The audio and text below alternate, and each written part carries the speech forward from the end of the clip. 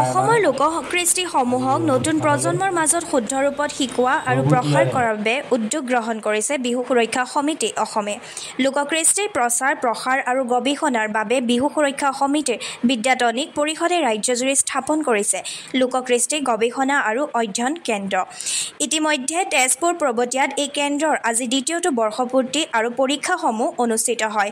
অৰ্ধশতাধিক শিক্ষাৰুৱে অংশ লয় এই অনুষ্ঠানত। এই অনুষ্ঠানটিৰ বন্তি প্ৰজ্বলনেৰে শুভাৰম্ভ কৰে সাংবাদিক আৰু অভিনেতা অৰ্ণৱ কুমাৰ নাথে। এগৰাকী অভিনেতা নাথে তেওঁ বক্তব্যত অসমৰ বিভিন্ন ঠাইৰ লোকসংস্কৃতি তথা থলুৱা কৃষ্টি সংস্কৃতিক নতুন প্ৰজন্মৰ মাজত শুদ্ধ ৰূপত প্ৰচাৰ কৰিবলৈ উদ্যোক্তাসকলক আহ্বান জনায়। অনুষ্ঠানটিৰ উদ্বোধন কৰে সাংবাদিক সংগীতা দেৱী দত্তই। তেওঁ উদ্যোক্তাসকলে গ্ৰহণ কৰা প্ৰচেষ্টাৰ শলাগ লয় আৰু বিশেষভাৱে অসমীয়া লোকবাদ্যসমূহকো উদ্ধাৰ কৰি শুদ্ধ ৰূপত নতুন শিকাৰুসকলক শিক্ষা দিয়াৰ পোষকতা কৰে। সংবাদ মাধ্যম হিচাপে আমি প্ৰত্যক্ষ কৰি আছোঁ আৰু সেই সংগ্ৰামৰ সেই যাত্ৰাৰ কিঞ্চিত আজি অংশীদাৰ হ'বলৈ পাই ধন্য মানিছোঁ। তাৰ বাবে পুনৰবাৰ ধন্যবাদ জ্ঞাপন কৰিছোঁ। আমি কোনো বিশেষজ্ঞ নহয়, কিন্তু বিহুটি আমাৰ অসমীয়া জাতিৰ আয়ুস ৰেখা। বিহুটি যাতে শুদ্ধ ৰূপত সঠিক ৰূপত সদায় পৰিৱেশিত হৈ থাকে, তাৰ বাবে সংবাদ মাধ্যম হিচাপে আমি সদায় লক্ষ্য ৰাখিছোঁ। আৰু কোনোবা দিনা কোনোখিনিত যদি আমি অনুভৱ কৰিছোঁ যে কোনোবাখিনিত বিচ্যুতি হৈছে বা বিকৃতকৰণ হৈছে, সেয়া সদায় আমি আমাৰ মাধ্যমেৰে আঙুলিয়াই দিবলৈ বা কথাটো পোহৰলৈ আনিবলৈ আমি সদায় চেষ্টা কৰিছোঁ। তেনেধৰণে আমি আমাৰ এই বিহুটিৰ প্ৰতি আমাৰ যি অৰিহণা সেয়া যোগাবলৈ চেষ্টা কৰিছোঁ।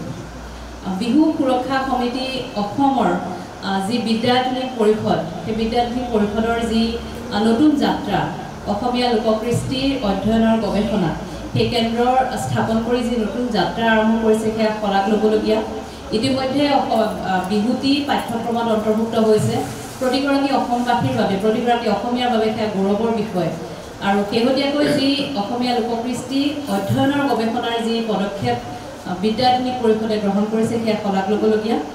কেৱল মাত্ৰ এইখিনিত যিহেতু মই কৈছোঁৱে যে যিহেতু আমি বিশেষজ্ঞ নহয়, খালি আশা কৰিম যে লোককৃষ্টিৰ লগতে আমাৰ যিসমূহ লোকবাদ্য, অসমৰ চুকে কোণে সিঁচৰতি হৈ থকা লোকবাদ্যসমূহ যাতে পোহৰলৈ আহে আৰু লগতে আমাৰ অসমৰ গাঁৱে ভূঞে থকা যিসকল নীৰৱ সাধক, লোককৃষ্টিৰ যিসকল নীৰৱ সাধক, তেওঁলোককো যাতে পৰিষদে বাহিৰলৈ আনি প্ৰচাৰ প্ৰসাৰৰ ব্যৱস্থা কৰে।